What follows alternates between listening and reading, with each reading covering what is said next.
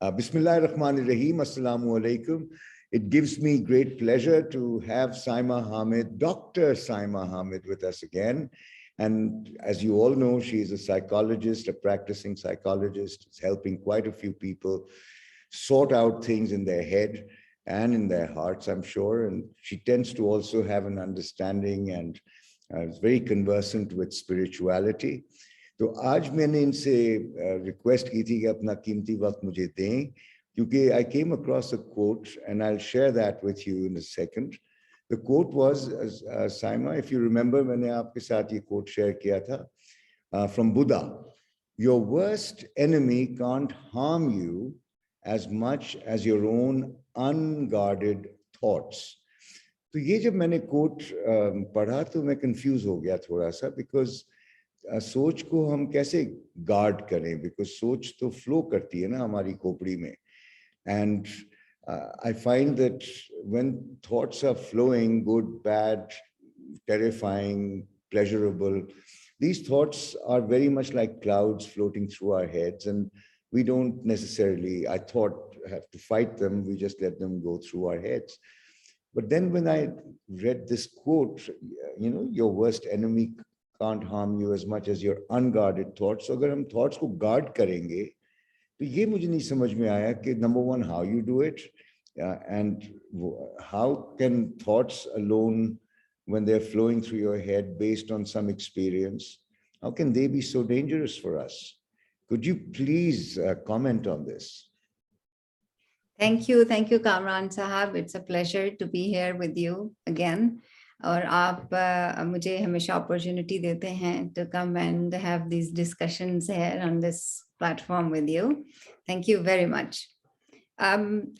Yes, unguarded thoughts. ये बहुत ही ज़्यादा interesting topic है और one of the reason is this because it allows us to understand and examine the nature of our minds. We think we know our minds very well because primarily we think we are our minds. That's how we think of us, that it's me because it's my thought, you know. But to understand mind and what it means to have a guarded and unguarded thought, सबसे पहले तो एक बहुत खूबसूरत सा सवाल है which I usually ask my patients and clients as well. What is more deadly, a gun or a thought? My first response would be a gun. Okay, yes, well, you know, but why? Why is a gun deadly? Because it contains a bullet, which if fired, I'll be dead. Yes, yes. And that is precisely how we perceive things, you know. But you see, a gun is just an object. Yeah. A gun never pulls the trigger on its own. It's a thought that pulls the trigger. Yeah. Yeah. And thoughts are very powerful things. हमारा mind जो होता है, it's like a fertile ground. We have to think of it as a fertile ground, which means that every seed that we sow in that ground is like a thought. Our mind's job is just to nourish it. Our mind is never going to distinguish whether this is a right seed for this environment or this is not the right seed for this environment. मैं आपको छोटी सी एक example देती हूँ. For example, when somebody uses drugs, for instance, and they choose to basically become accustomed to using that drug over and over again. Now, उनका reason है that drug probably gives them pleasure, it gives them a high feeling alive. Yes, high, because generally it's like otherwise they cannot experience those feelings. That's what it is.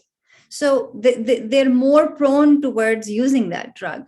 अब उस drug को अगर आप use कर रहे हैं, your brain, your biological brain is going to act on its fundamental nature. It's going to release those neurotransmitter dopamine hormones, which is a feel-good hormone.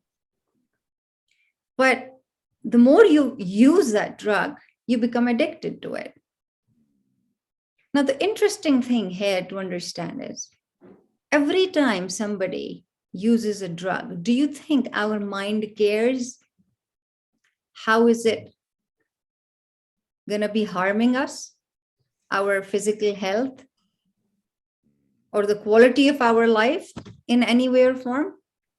I think It's our not. mind will passively accept any command that is thrown at it, and it will deliver. I suppose it's meant to respond to something. It needs directions. Yeah. That's what it is. And that is exactly what you've mentioned here, that it's going to respond. It's just going to respond. हमारा mind जो है, उसको directions चाहिए होती है. Now, if we think we are our mind, who is going to give those directions to our mind?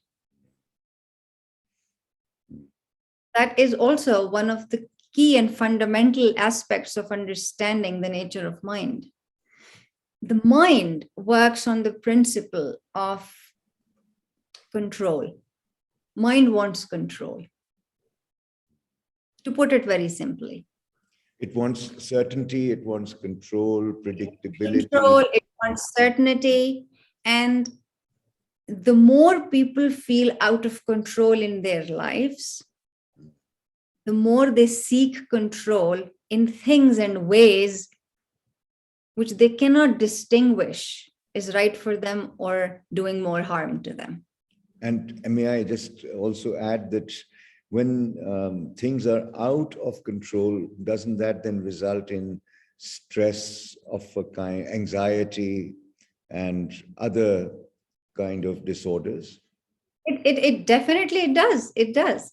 Because stress and anxiety, depression, they all are products of our thoughts.